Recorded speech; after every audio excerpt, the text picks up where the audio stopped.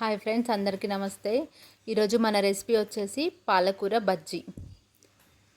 దీనికోసమని పాలకూర అంటే చిన్న చిన్నవి కాకుండా పెద్ద పెద్ద ఆకులు తీసుకుంటేనే మనకి బజ్జీ అనేది మంచిగా పెద్దగా బాగా వస్తుంది.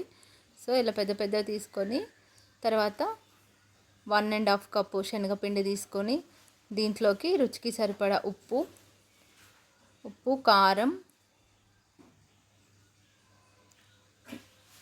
కొంచెం వాము యాడ్ చేసుకోవాలి. ఇది ఎందుకంటే శనగపిండి కాబట్టి మనం గ్యాస్ రాకుండా మంచిగా డైజెషన్ అవుతుంది. ఇదన్నీ బాగా కలుపుకున్న తర్వాతకి దీంట్లో కొంచెం అల్లం వెల్లుల్లి పేస్ట్ యాడ్ చేసుకోవాలి.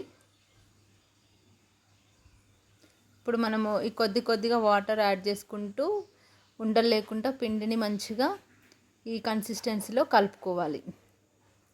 ఇప్పుడు మనం తీసుకున్న పాలకూరని దీంట్లో డిప్ చేసుకొని డీప్ ఫ్రై చేసుకోవడమే. దీనికోసం స్టవ్ ఆన్ చేసుకొని ఆయిల్ హీట్ ఎక్కినాక ఈ పాలకూర బజ్జీలు అనేవి ఇలా వేసేసుకొని 2 సైడ్స్ ఈవెన్గా ఫ్రై చేసుకోవాలి. ఇది మొత్తం లో టు మీడియం ఫ్లేమ్లోనే పెట్టి చేసుకోవాలి. ఇలా మంచిగా పొంగుతూ చాలా అంటే చాలా టేస్టీగా వస్తాయి. ఇలా చేసుకుంటే కనుక పాలకూర ఇష్టం లేని వాళ్ళు కూడా చాలా అంటే చాలా ఇష్టంగా ఈ బజ్జీ అయితే తింటారు.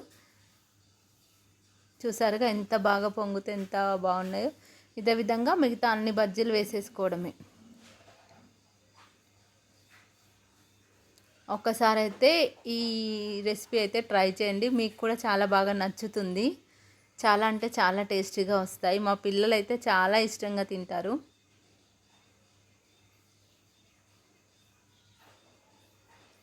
సో మన మొత్తం బజ్జీలు అయితే అయిపోయాయి, ఇంకా సర్వ్ చేసుకోవడమే.